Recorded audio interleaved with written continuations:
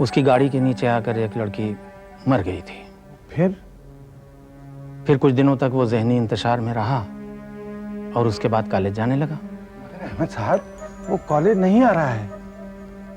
College नहीं आ रहा है तो फिर कहाँ जाता है वो? मैं पूरे यकीन के साथ तो नहीं कह सकता, मगर जिन लड़कों के साथ मैंने उसको देखा है वो लड़के कुछ ठीक नहीं है। यानी वो नशा करते हैं। शराब पीते हैं? जी नहीं, चर्स, गर्द, हशीश, ऐसे लोगों के साथ रहने का मतलब है कि वो भी। शर्मा साहब, दरअसल अब्बास की तरफ से मैं भी बहुत फिक्रमंद हूँ, लेकिन वो गर्द, चरस, हशीश पी सकता है ये उम्मीद मैं उससे नहीं कर सकता। भगवान करे ऐसा ही हो जैसा आप कहते हैं, मगर आप पूरी तरह उस पर कड़ी नजर रखिए। शर्मा साहब, वो आपकी बहुत इज्जत करता है, आप भी उसे समझाइए। I will try my best. Thank you. अच्छा जी।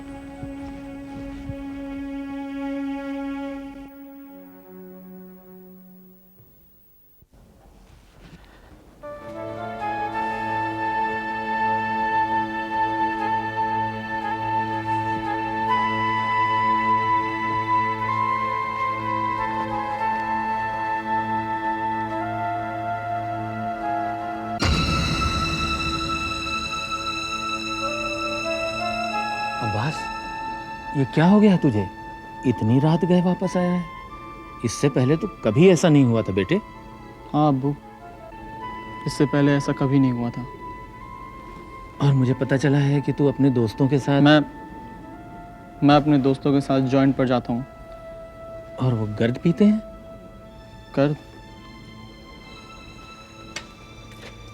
कर्द तो मैं भी पीता हूँ अब्बू। अब्बास, ये क्या कह रहा है तू? ये जहर है बेटे, तू हराम चीज पीता है। अब्बू मैं मजबूर हूँ, मैं लाचार हूँ। आखिर क्या लाचारी है तेरी बेटे? अब्बू, मैं जब भी अकेला होता हूँ तो उस लड़की की शक्ल मेरी नजर के सामने आ जाती है अब्बू। मैं डर जाता हूँ। बेटे, मैंने तुझे कितनी बार समझाया है और आज फिर समझा रहा हूँ, निकाल दे इस खौफ को अपने दिल से। कुछ डरने की जरूरत नहीं है, कोई गुनाह या कोई जुर्म नहीं किया है तूने। ये आप कहते हैं अब्बू, मगर मेरा ज़मीर मुझे बार बार मलामत करता है। मेरा दिल मुझे बार बार कहता है कि मैंने मारा उस लड़की को। मैं बदहवास हो जाता हूँ, तबीयत घबराने लगती है मेरी अब्बू। और फिर मुझे इस नशे का सहारा लेना पड़ता है जो मेरे होश गंवा देता है। ये वो जहर है जो इंसान के जिस्म में जाकर उसे खोखला कर देता है। इसे पीने से बदन का खून सूख जाता है, फिर इंसान नहीं रहता, हड्डियों का ढांचा बन जाता है। बेटे, मत खेल अपनी जिंदगी से, मत पी इस जहर को। तो फिर अब्बू सचमुच का जहर ला के दे दीजिए मुझे, पी लूंगा मैं उसे। अरे तू जहर पीने को तैयार है मगर गर्द छोड़ने को तैयार नहीं। नहीं छोड़ सकता मैं गर्द, कभी नहीं छोड़ सकता। इससे बेहतर तो तेरा मर जाना है। मार डालिए मुझे, जान ले लीजिए मेरी, मगर मैं एक जहर पीने कभी नहीं छोड़ूंगा। तमीज! या अल्लाह, ये क्या कर रहे हैं आप? अपनी जवान बेटे पे कोई हाथ उठाता है? नजमा, पता है तेरा लाडला बेटा गर्द पीने लगा है। अब्बास, अरे इसे समझाने से कुछ नहीं होगा, मर जाने दे इसे। जिंदगी भर के अजाब से तो बच जाएंगे। ऐसा मत कहिए, मैं समझाती हूँ उसे। हाँ तो समझा ले, और अगर ना समझे तो अपने दिल को समझा लेना। ये गर्द नहीं छोड़ेगा तो गर्द इसे नहीं छोड़ेगी नजमा, नहीं छोड़ेगी इसे। अब्बास, मेरे बच्चे, ये क्या हो गया है तुझे? तू क्या था और क्या हो गया है?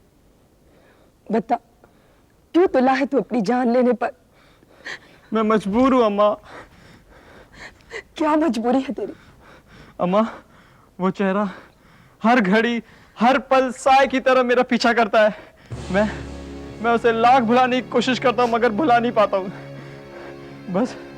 बस गर्द ही वो चीज है जो मुझे सब कुछ भुला देती है, सब कुछ।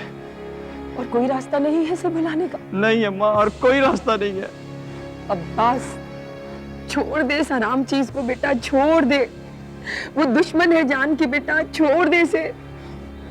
नहीं अम्मा, नहीं छोड़ सकता मैं ये गर्द, नहीं छोड़ सकता मैं ये गर्द, नहीं छोड़ सकता मैं ये गर्द। या अल्लाह, या खुदा, मेरी मदद कर खुदा। ये क्या हो गया है मेरे बेटे को? तू ही मेरी मदद कर।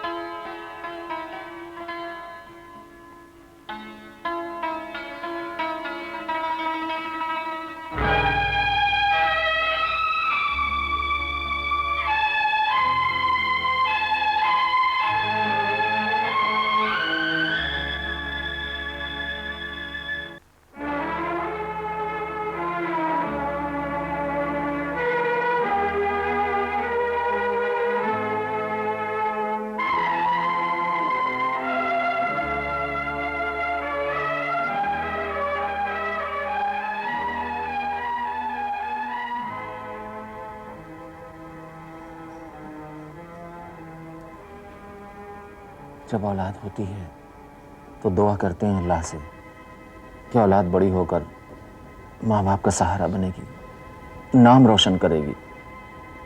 लेकिन आज ये दुआ बद्दुआ बन गई है। सर झुक रहा है शर्म से, औलाद के लिए नफरत सी होने लगी है अपने आप से। औलाद तो जिस्म का हिस्सा है। जिस्म में कोई जख्म हो जाए तो क्या उसे काट कर फेंक देते हैं या उसका इलाज कराते हैं?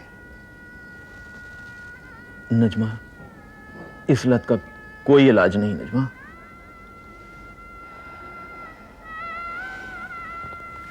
जब तक वो अपनी मदद खुद नहीं करेगा हम उसके लिए कुछ भी नहीं कर सकते। तो क्या हम अब्बास को यूं ही छोड़ देंगे मरने के लिए? हमारा बेटा कोई बिगड़ा हुआ लड़का तो नहीं। वो तो बड़ा होनहार, बड़ा फर्माबरदार था, मगर इस हादसे ने उसके दिल पर ऐसा जख्म छोड़ा है कि नजमा, ये सदमा उसके दिल से निकलेगा नहीं और वो गर्द पीना छोड़ेगा नहीं। और ये लानत उसकी इज्जत, दौलत और उसकी जिंदगी को बर्बाद कर देगी।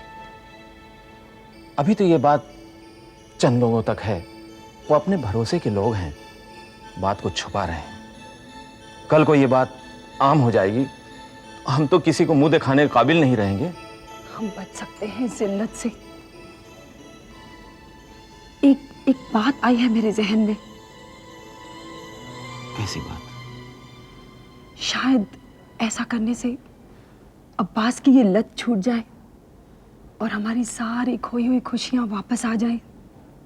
सलमा, अगर कोई ऐसी बात है तो हम उसके लिए कुछ भी करने को तैयार हैं। अगर हम अब्बास की शादी कर दें तो? अब्बास की शादी? हाँ। क्या कह रही हो तुम? ठीक कह रही हूं मैं। अगर अब्बास की जिंदगी में कोई लड़की आ जाए तो वो भूल जाएगा उस चेहरे को जो एक साए की तरह उसका पीछा कर रहा है। इस चेहरे को भुलाने के लिए ही तो वो गर्द पीता है। हमारा अब्बास जब दूल्हा बनकर अपने दुल्हन के चेहरे को देखेगा तो वो भूल जाएगा उन मनहूस बातों को, भूल जाएगा अपने माजी को। वो तो ठीक है, मगर इस हालत में अब्बास को लड़की कौन देगा? कौन अपनी बेटी को अंधे कुएं में डालेगा? लड़की तो उसे मिल सकती है। मिल सकती है? कैसे? इतना बड़ा नाम है हमारे खानदान का और अल्लाह के करम से इतनी दौलत है हमारे पास। अपने बराबर वालों की न सही पर किसी गरीब घर की नेक और खूबसूरत लड़की तो ला ही सकते हैं। तुम अपनी दौलत से किसी बेटी की मौत खरीदना चाहती हो? नहीं, मैं अपने बेटे की जिंदगी चाहती हूँ। अरे अपने बेटे की जिंदगी के लिए किसी की बेटी की जिंदगी बर्बाद करना चाहती हो? वो उम्र भर हमारा नाम लेकर रोती रहेगी और इस गुनाह के लिए कयामत के दिन हम खुदा को क्या मुंह दिखाएंगे? आप ये क्यों नहीं सोचते कि अब्बास अपनी दुल्हन को पाकर उस चेहरे को भूल सकता है, वो इस सदमे से बाहर आ सकता है।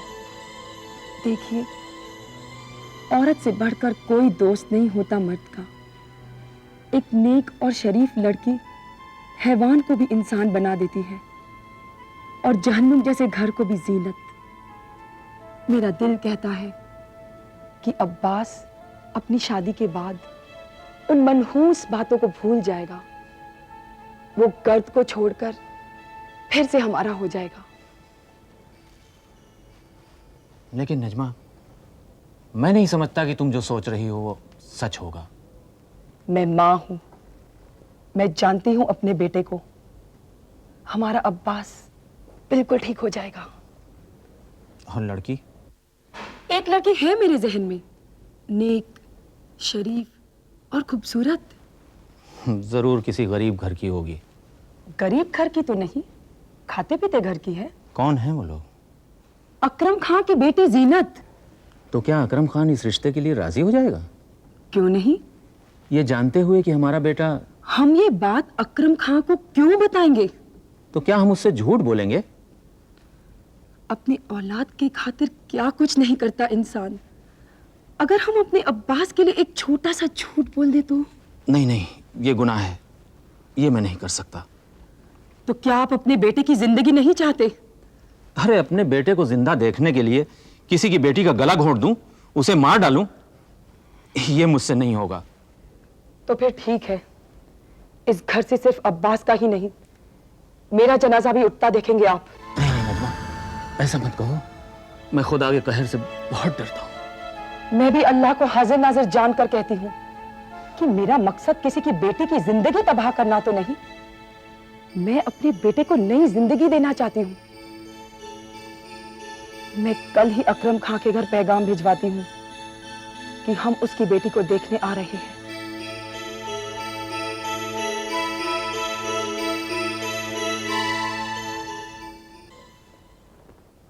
लीजिए चाय आ गई। अहमद भाई,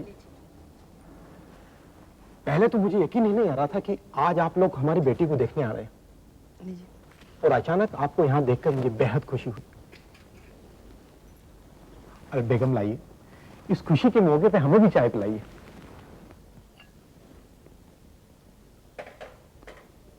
मैंने मजीद खान की बहन की शादी में जीनत को देखा था।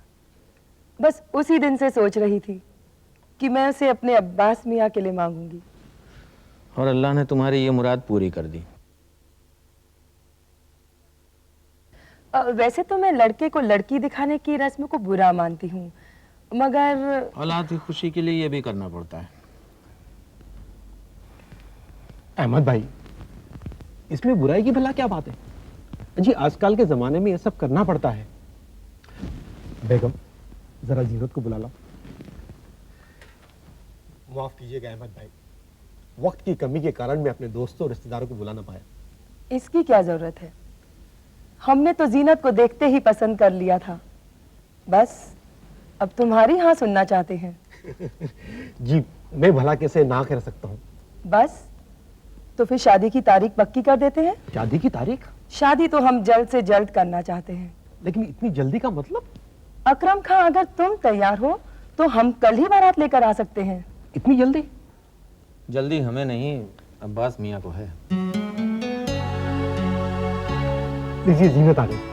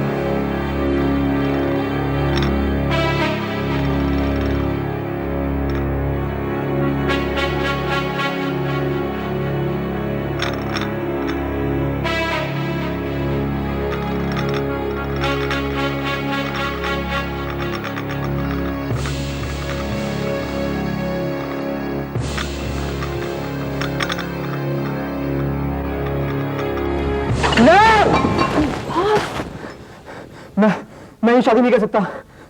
नहीं, मैंने मारा उस लड़की को। नहीं, मैं ये शादी नहीं कर सकता।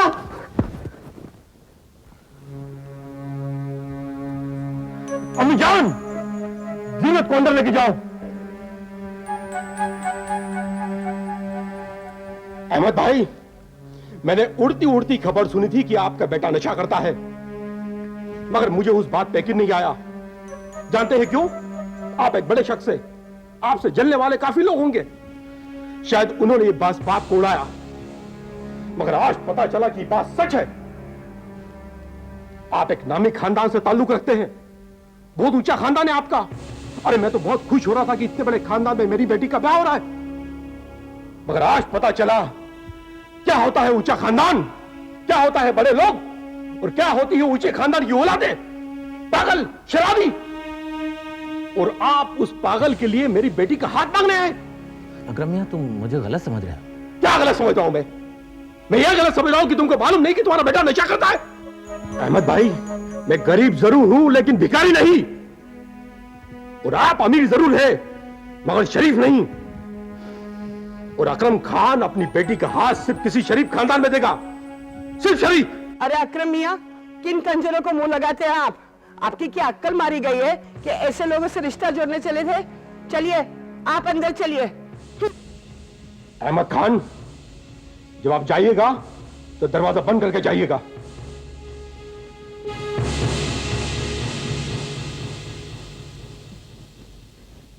नजमा, चलो यहां से। अब इससे भी ज्यादा बेइज्जती और क्या हो सकती है?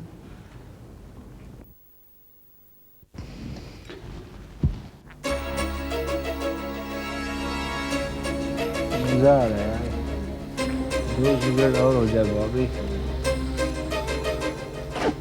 भाभी 2 सिगरेट और। अरे अब्बास, बैठ, बैठना यार। क्या बात है, सूट वीट पहन के कोई फंक्शन से आ रहा है क्या? मैं लड़की देखकर आ रहा हूँ। लड़की? किसके लिए? अपने लिए। मुबारक हो यार, मुबारक हो। पसंद है कि नहीं? नहीं। क्यों? खूबसूरत नहीं थी क्या? यार तू मुझे कर दे। देता हूँ यार, इतनी जल्दी भी क्या है? तूने पता नहीं खूबसूरत थी कि नहीं? मुझे उसकी सूरत पर फिर वही चेहरा नजर आया जो मेरा पीछा करता है, और मैं चीख पड़ा, और फिर वहां से निकल कर आ गया। बहुत बुरा हुआ है यार, ये तो बहुत बुरा हुआ। तू उस बात को अभी तक भूला नहीं है? यार तू मुझे कर दे, मेरी तबीयत घबरा रही है। अच्छा देता हूँ यार, ये ले।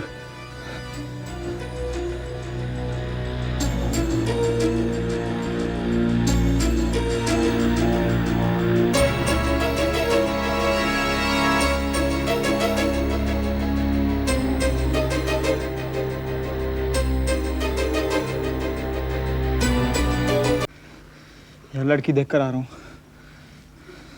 लड़की? किसके लिए? अपने लिए। मुबारक हो यार, मुबारक हो। पसंद है कि नहीं? नहीं। क्यों? खूबसूरत नहीं थी क्या? यार तू मुझे कर दे। देता हूँ यार, इतनी जल्दी भी क्या है? तूने पता नहीं खूबसूरत थी कि नहीं?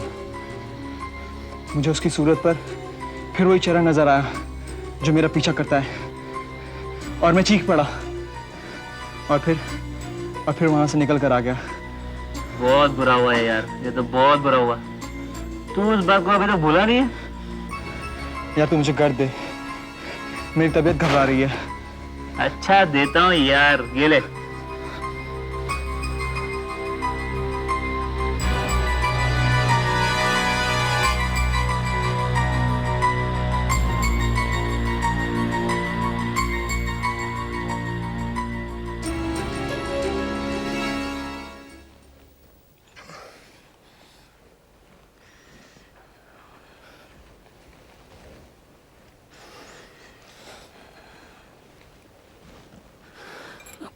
अब भूल भी जाइए ना। क्या भूल जाऊं? बेटे का रिश्ता लेकर गई थी ना अकरम के घर, दे दी उसने अपनी बेटी। कितना बेइज्जत करके निकाला है उसने मुझे। गया कमबख्त। अरे जानता है तेरी वजह से कितनी बेइज्जती हुई हमारी। थूक दिया उसने हमारे चेहरे पर। काश ये जमीन फट गई होती और मैं उसमें दफन हो गया होता। या अल्लाह, नजमा, अब ये तेरा बेटा ना हमारे काबिल रहा ना हमारे खानदान के। अरे वो नहीं छोड़ सकता गर्द पीना, मगर एक बात कान खोल के सुन ले, अब मैं नहीं बर्दाश्त कर सकता ये बेइज्जती और जिल्लत। सारे लोगों को मालूम हो गया है कितना बेइज्जत करके अकरम ने हमें निकाला है घर से। अरे इतना ही प्यार है बेटे से तो जा किसी और घर में और मांग बेटी का हाथ, फिर देख वो हमें जूतों का हार पहना के निकालते हैं और कहेंगे कि ये है चर्सी का बाप अहमद खान। अब्बास मेरे बच्चे, चुप हो जा मेरे बच्चे, चुप हो जा। अब बस भी कीजिए ना। नजमा, अब ये नहीं रहेगा इस घर में। खुदा की कसम, अगर ये यहां रहा तो मैं अपनी जान दे दूंगा। अरे मैं तो उस दिन को कोस रहा हूं जब ये पैदा हुआ था। काश पैदा होते ही मर गया होता तो ये दिन तो ना देखने पड़ते। ये क्या कह रहे हैं आप?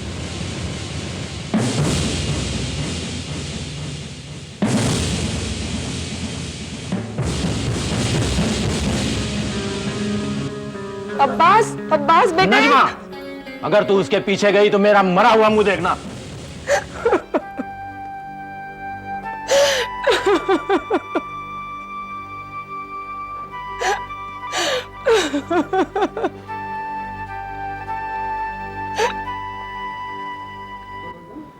और मेरी ये नशे की लत दीमक बनकर तुम्हारी जिंदगी को चाट रही है। सुनोबर, खुदा मरने वालों की आखिरी ख्वाहिश पूरी करता है। मेरी अल्लाह से दुआ है कि वो मेरी जान ले ले, मगर तुम्हें इस जहन्नुम से बाहर निकाले। नहीं अब्बास, मुझे तुम्हारी जान के बदले में कुछ नहीं चाहिए। बस मैं हर वक्त अल्लाह से यही दुआ मांगती हूँ कि मैं तुम्हारी बाहों में दम तोड़ूं।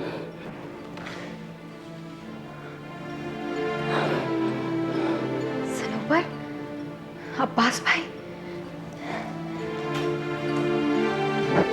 प्रगति, तुम?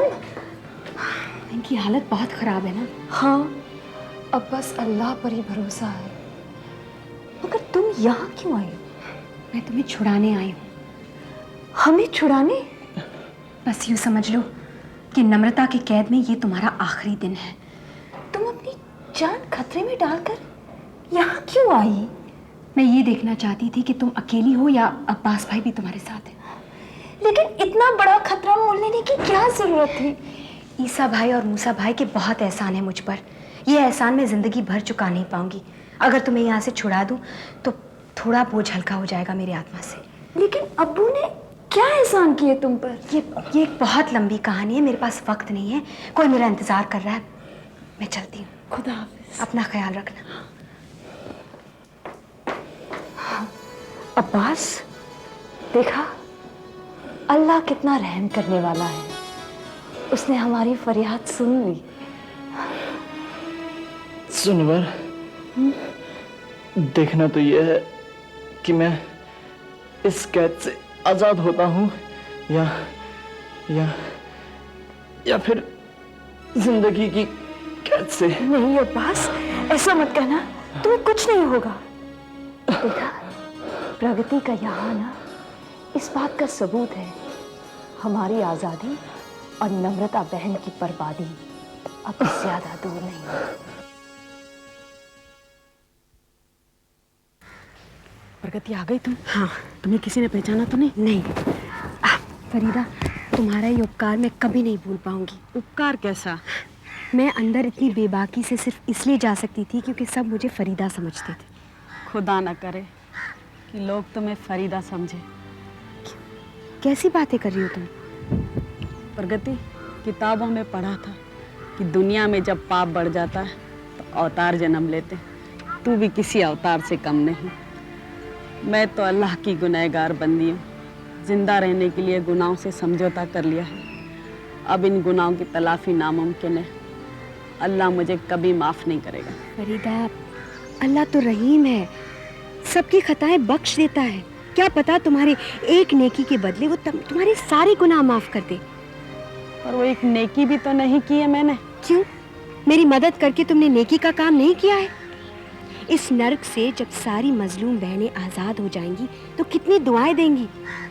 मैं अल्लाह से कह दूंगी कि सारी नेकी तुम्हारे हिस्से में डाल दे। प्रगति, तेरा अब यहाँ ज्यादा देर रुकना ठीक नहीं। तुम्हें अगर मेरे साथ यहाँ किसी ने देख लिया तो अच्छा नहीं होगा। नम्रता के आने का वक्त भी हो गया है। पता नहीं आज का दिन कैसे कटेगा। आज का दिन गुलामी का आखिरी दिन है। अब मैं चलती हूँ। अल्लाह तेरा निगहबान है।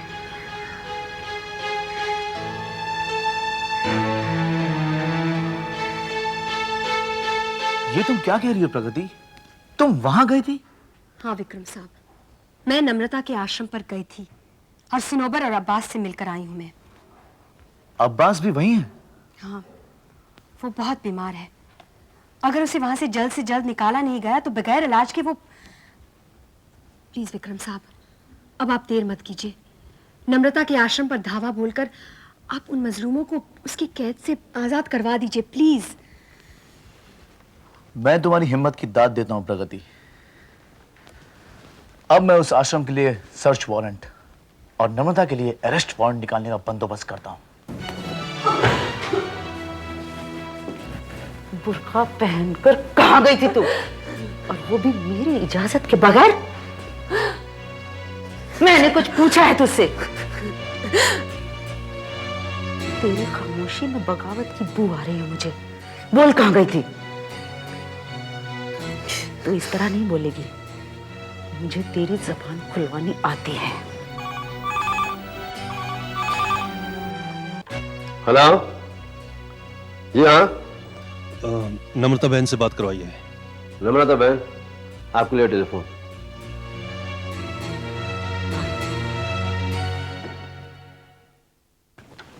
हेलो, मैं इंस्पेक्टर तिवारी बोल रहा हूँ। हाँ कहो तिवारी, क्या बात है? एक बुरी खबर है। बुरी खबर? क्या? इंस्पेक्टर विक्रम ने तुम्हारे खिलाफ जंग छेड़ दी है। वो किसी भी वक्त तुम्हारे आश्रम पर छापा मार सकता है। वक्त बहुत कम है, जल्द से जल्द आश्रम छोड़ दो। ठीक है तिवारी, इत्तला के लिए बहुत बहुत शुक्रिया।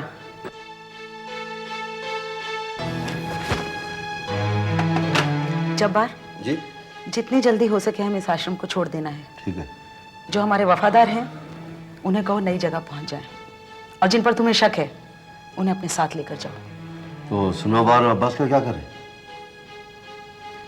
नई जगह पहुंचने के लिए हमें कोई भी खतरा नहीं उठाना है।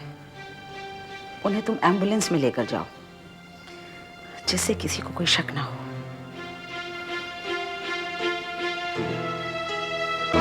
छोड़ो मुझे अब्बास, छोड़ो, छोड़ो मुझे।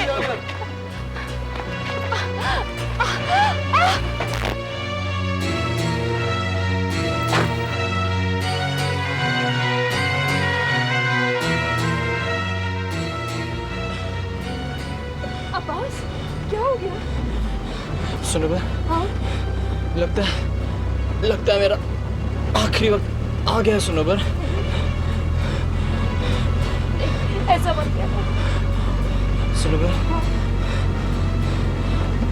सांसें उखड़ी जा रही है, दिल बैठा जा रहा है, दम घुट रहा है। सुनो बर, लगता है जान जिस्म से अलग हो रही है। सुनो बर। नहीं अब्बास, तुम्हें कुछ नहीं होगा। देखिए, अब्बास की हालत बहुत खराब है, उसे हॉस्पिटल जल्दी ले चलिए। उसे दवा की सख्त जरूरत है, नहीं तो मर जाएगा। सुनो अब्बास, मेरे अल्लाह, अब्बास को चंद सांसें उधार दे दे। अब्बास, सुनो नहीं अब्बास, तुम्हें कुछ नहीं होगा। मेरे अल्लाह, तू करीम है, करम कर। तू हकीम है, उसको शफा दे। मेरे अल्लाह, मेरे अब्बास की जान बचा ले अल्लाह।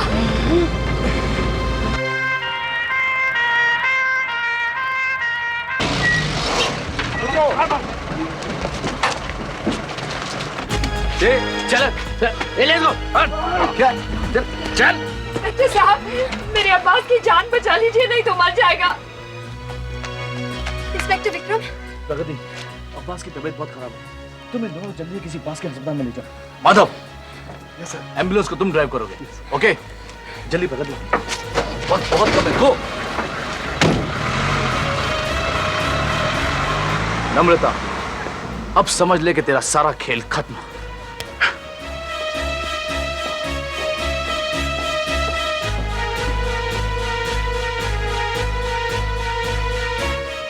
हवलदार, यस सर।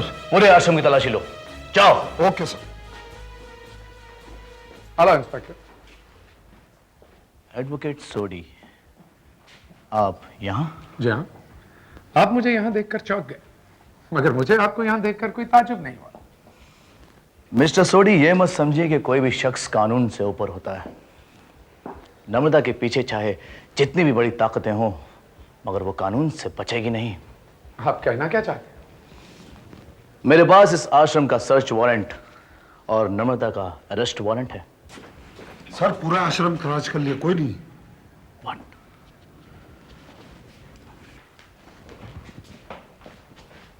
लगता है नम्रता को इंफॉर्मेशन पहले से ही मिल गई है, इसीलिए वो आश्रम छोड़कर भाग गई। Language inspector, language. वो आश्रम छोड़कर भागी नहीं, बल्कि किसी जरूरी काम से बाहर गई। कहां? Underground? I repeat inspector, I repeat, वो किसी जरूरी काम से बाहर गई। तो फिर आश्रम के सारे लोग भी कहां गए? क्या उन्हें भी कोई जरूरी काम आन पड़ा जो उन्होंने आश्रम खाली कर दिया? आपको शायद मालूम नहीं इंस्पेक्टर, आश्रम की मरम्मत का काम शुरू होने वाला, इसलिए एहतियातन इस आश्रम को खाली करना पड़ा।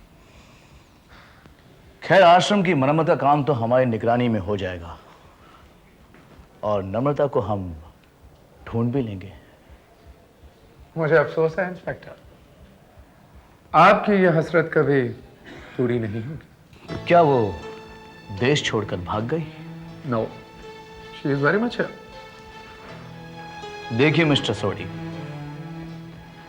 नम्रता के हाथ अब इन हथकड़ियों से ज्यादा दूर नहीं है। इंस्पेक्टर विक्रम, क्या आप इस कागज के टुकड़े पर नजर डालेंगे? क्या ये? नम्रता बहन का एंटीसिपेटरी बेल ऑर्डर, जिसे चीफ जस्टिस मनोहर सिंह ने बड़े आदर और सम्मान के साथ दिया। मुझे अफसोस है इंस्पेक्टर, आपको मायूस लौटना पड़ेगा। मिस्टर सोडी, मुझे अफसोस नम्रता के गिरफ्तार ना होने का नहीं है, बल्कि दुख तो इस बात का है कि कानून पढ़ने के बाद भी आप कानून की इज्जत नहीं करते। इंस्पेक्टर विक्रम। सोडी साहब, जुर्म एक सांप है और कानून एक सपेरा। सांप चाहे किसी भी बिल में छुप जाए, लेकिन वो सपेरे के लंबे हाथों से बच नहीं सकता। आप बहुत जल्द ही देखेंगे कि नम्रता भी कानून की पिटारी में बंद होगी। गुड बाय मिस्टर सोडी।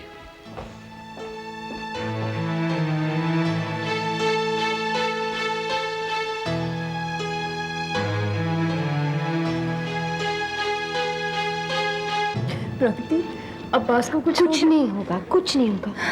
अल्लाह पर विश्वास करो, सब ठीक हो जाएगा। मैं जिंदा नहीं रहूंगी। नहीं, कुछ नहीं होगा, कुछ नहीं होगा, फिक्र मत करो। प्रगति। यस डॉक्टर साहब, अब्बास कैसा है? थैंक गॉड, अब अब्बास खतरे से बिल्कुल बाहर। देखिए, अच्छा हुआ वो वक्त पर हॉस्पिटल पहुंच गया, वरना उसे बचाने में हमें बड़ी मुश्किल हो जाती। लेकिन चिंता की कोई बात नहीं, अब वो बिल्कुल ठीक है। अस्पताल में उन्हें और कितने दिन रहना पड़ेगा? देखिए, वो बहुत कमजोर हो गया। वैसे हॉस्पिटल से छुट्टी उसे कल ही मिल सकती है, लेकिन उसे दवा और आराम की सख्त जरूरत है। यानी कि उन्हें हम घर ले जा सकते हैं? हाँ, घर ले जा सकते हैं, लेकिन उसे घर में आराम जरूर दिलाना पड़ेगा। देखभाल करने वाले बहुत लोग हैं घर में। तो ठीक है, आप ले जाइए, मैं घर पे आऊँगा उसे चेक करने के लिए। ओके, इंशाल्लाह। Thank you. सनोबर, अब्बास भाई की नई जिंदगी तुम्हें मुबारक हो। प्रकृति, तुम्हारा ये कर्ज मैं जिंदगी भर नहीं चुका पाऊंगी।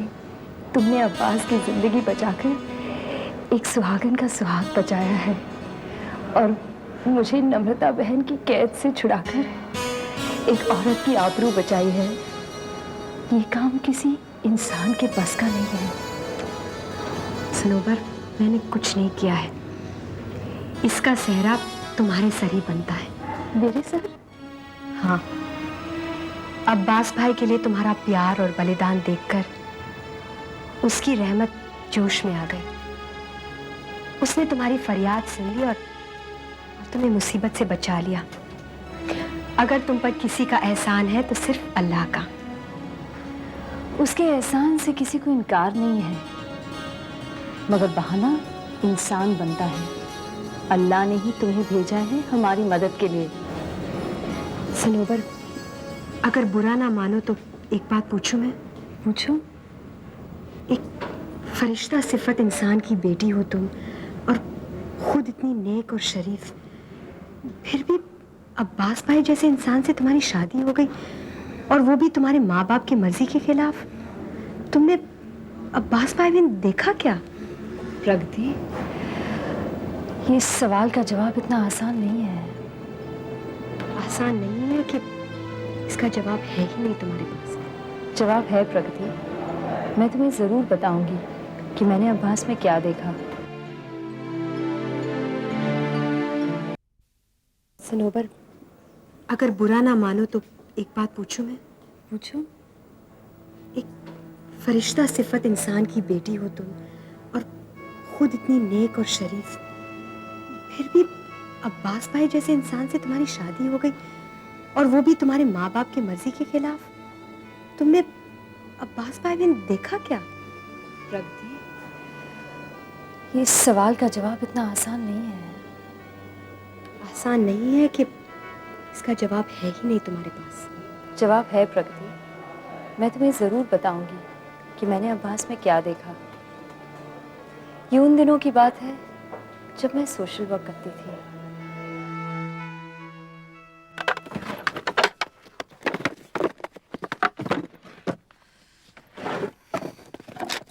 अम्मी,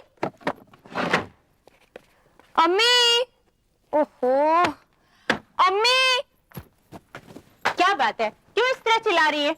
अम्मी, मेरी फाइल कहाँ है? कब से ढूंढ रही हूँ। कौन सी फाइल? वही जो मैं कल लेकर आई थी। वहां देखी तुमने? हाँ देखा, नहीं है। यहीं कहीं तो रखी होगी। और ये रही। थैंक गॉड, मैं तो घबराई गई थी। कैसे पागलों की तरह ये फाइल ढूंढ रही है, जैसे कारून का खजाना छुपा रखा हो। अम्मी, इसमें कारून के खजाने से भी ज्यादा कीमती चीजें हैं। क्या कह रही है तू? तुम नहीं समझोगी। इसमें उन लोगों की हेल्थ रिपोर्ट है जिनकी जिंदगियां हशीश, चरस और नशे की भेंट चढ़ने वाली हो। तौबा तौबा तौबा, दिन रात ये लड़की गंजड़ियों, चरसियों और भंगड़ियों की सोबत में रहती है। अरे तुम्हें कुछ हो गया तो हम तो कहीं मुंह दिखाने के लायक नहीं रहेंगे। अम्मी, आपको अपनी बेटी पे भरोसा नहीं है? मुझे तुम पर तो भरोसा है, लेकिन उन गंजड़ियों और भंगड़ियों पर नहीं। भंगड़ियों? ये क्या हुआ? ये किनका जिक्र कर रही हैं आप अम्मी? देखो, चरस पीने वाले चरसिए, गांजा पीने वाले गंजड़िए, और भांग पीने वाले क्या हुए? भंगड़िए। अम्मी, आपका भी जवाब नहीं।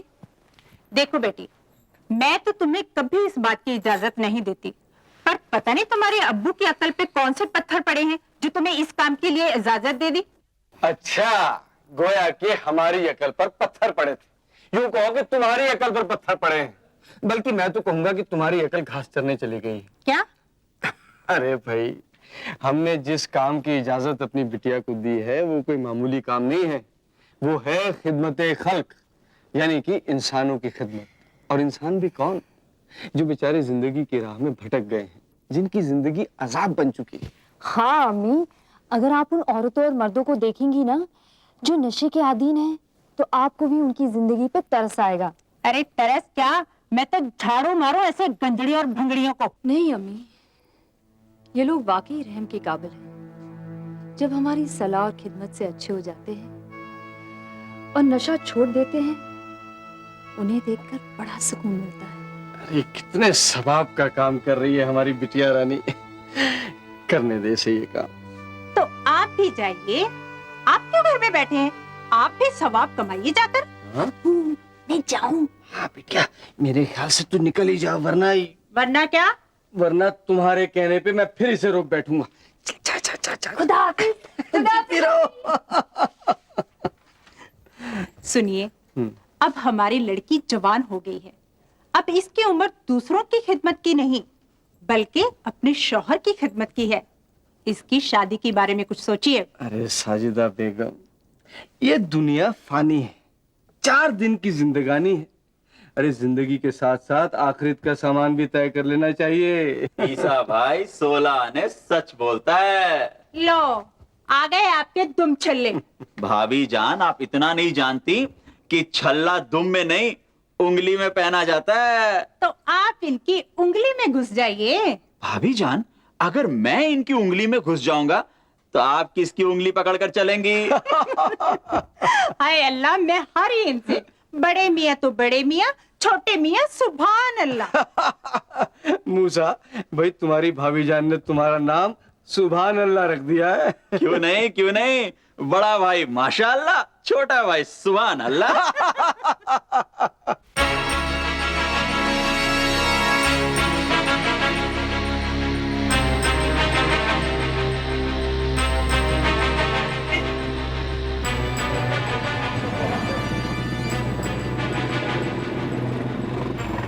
कितना हुआ? 20 रुपए मैडम। ये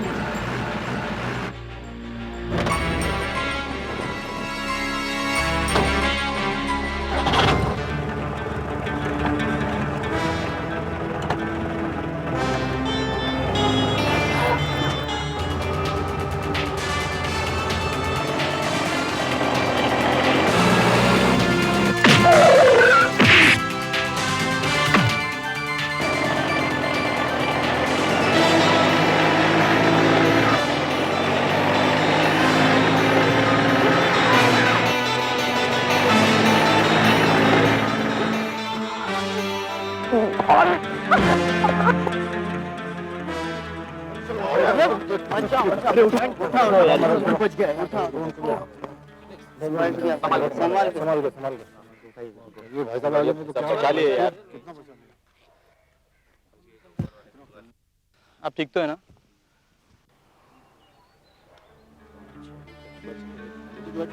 मैडम आपको लगी तो नहीं? चलिए आपको घर छोड़ देता हूँ, चलिए।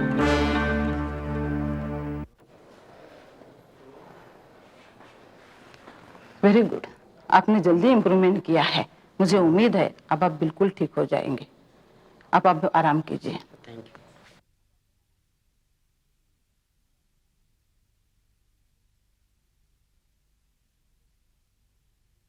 किसी मरीज को अच्छा होते हुए देखकर हमारा आत्मविश्वास और भी बढ़ जाता है।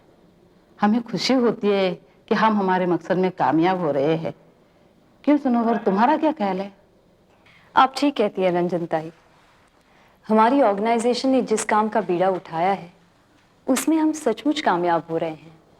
ये नशे के आदी मरीज नशा तो ज़रूर करते हैं, लेकिन जब वही नशा दीमक की तरह उनकी ज़िंदगी को खाने लगता है ना, तब उस वक्त ये उस नशे से पीछा छुड़ाना चाहते हैं और फिर उनकी मदद करने वाला कोई नहीं होता। हमारी ऑर्गेनाइजेशन ने इन मरीजों में एक नया एहसास पैदा किया है कि इनकी मदद करने वाला कोई है। और इसका श्रेय हमारी संस्था की उन महिलाओं को जाता है जो दिन रात मेहनत करके इन लोगों की सेवा करके इन्हें जीवन दान देती। और इनमें तुम भी हो सनोवर। लेकिन इसका सारा क्रेडिट आपको जाता है रंजन ताई। मैं मरीजों को बुलाऊं? ओके।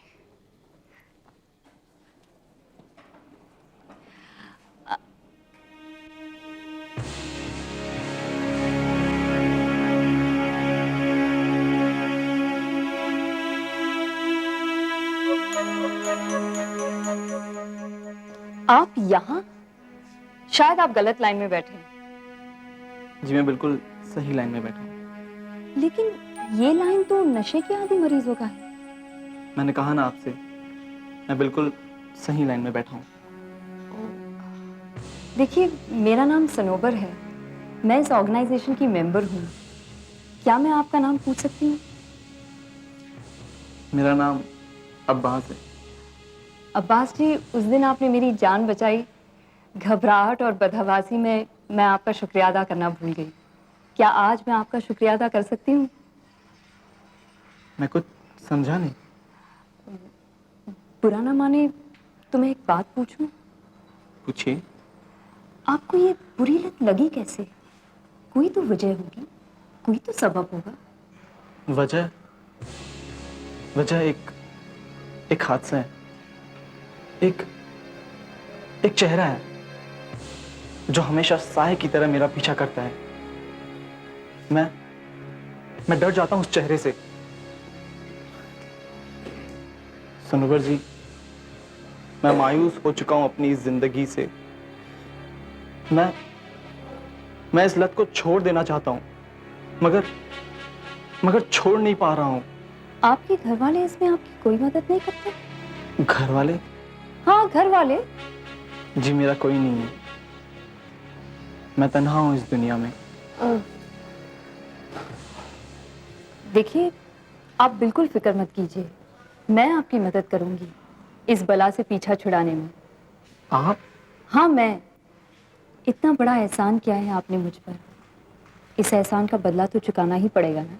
आइए आइए ना।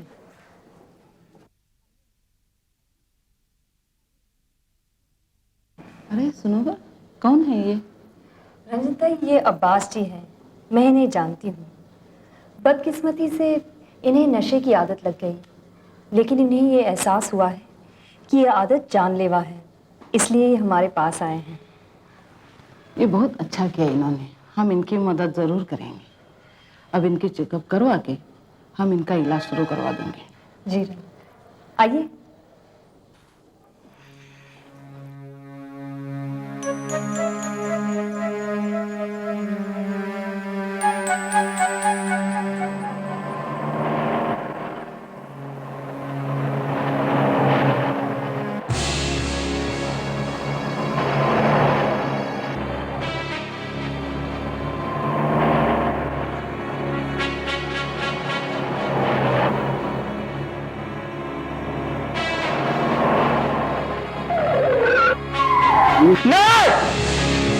नहीं नहीं नहीं।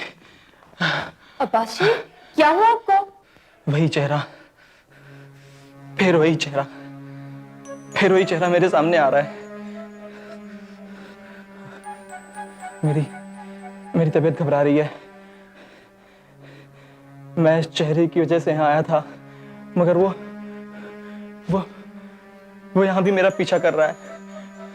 देखिए अब्बास जी, डरिए मत, आपको कुछ नहीं होगा। नहीं, इस चेहरे ने मेरी जिंदगी हराम की है। मेरा सुख, मेरा चैन छीना है इसने। इसकी वजह से तो मैं गर्द पीता हूँ। देखिए अब्बास जी, थोड़ी हिम्मत जुटाइए और निकाल दीजिए इस डर को अपने दिलो दिमाग से।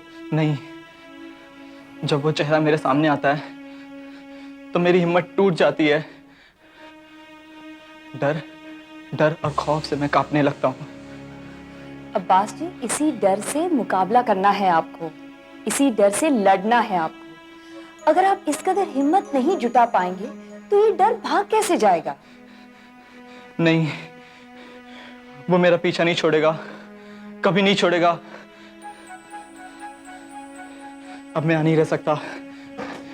देखिए अब्बास जी, अगर आप यहाँ नहीं रहेंगे तो हम आपकी मदद कैसे कर पाएंगे? मैंने कोशिश तो बहुत की कि उस चेहरे को भूल जाऊं, मगर नहीं भूल सकता मैं उस चेहरे को।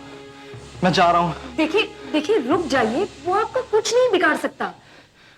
नहीं, मैं जा रहा हूं। अब्बास जी रुक जाइए।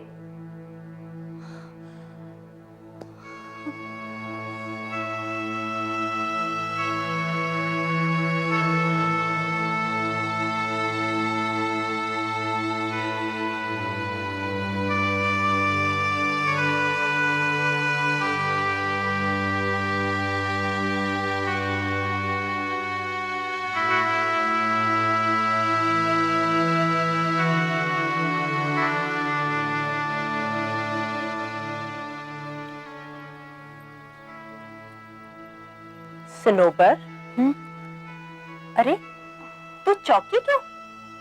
क्या सोच रही है? अरे क्या हो गया है तुझे? क्या सोच रही है?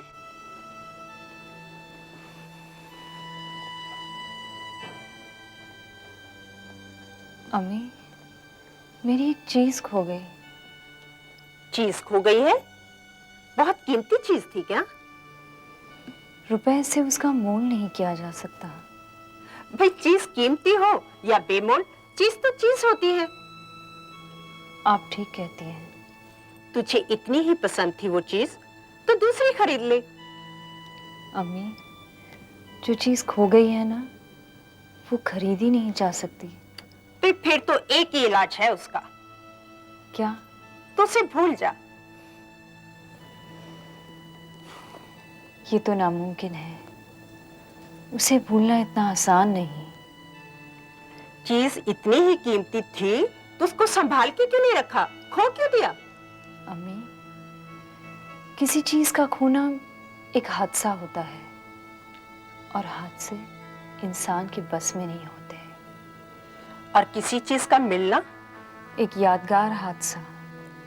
सनोबर, फिर तो एक काम कर। जी अम्मी। वो चीज जहां खोई थी उसे वहीं जाकर ढूंढ। यहाँ खड़ी क्या कर रही है? शायद आप ठीक कहती हैं। मैं वहीं जाऊंगी और वहीं जाके ढूंढूंगी।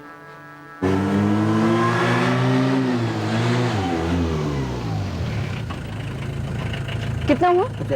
ये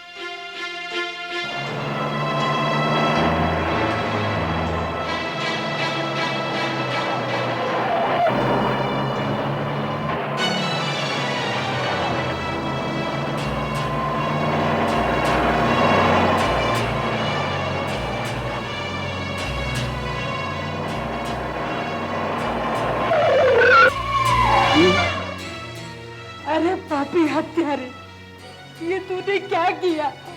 हमने तेरा क्या बिगाड़ा था? किस दुश्मनी का बदला लिया है तूने? माँ जी मत कहा मुझे, मैं तेरा खून पी जाऊंगी। तूने मेरे बुढ़ापे का सारा छीन लिया। मार डालिए मुझे, मार डालिए मुझे।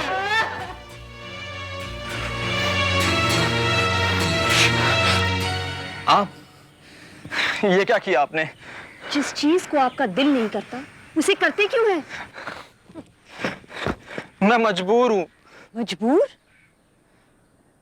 अब्बास जी, मजबूरी से आगे भी एक चीज है, हिम्मत, हौसला। हिम्मत, हौसला नहीं है मुझमें हिम्मत। अगर हिम्मत होती तो नहीं डरता मैं उस चेहरे से। वो चेहरा साए की तरह मेरा पीछा करता है। मैं डर जाता हूं उस चेहरे से और फिर मुझे इसका सहारा लेना पड़ता है। आप इस चीज का सहारा नहीं ले सकते। तो फिर किस चीज का सहारा लूं मैं? मेरा। आपका? हाँ, मेरा। मैं दूंगी आपको सहारा, मैं दूंगी आपको हिम्मत। आपके दिलो दिमाग से इस खौफ को मैं निकाल दूंगी।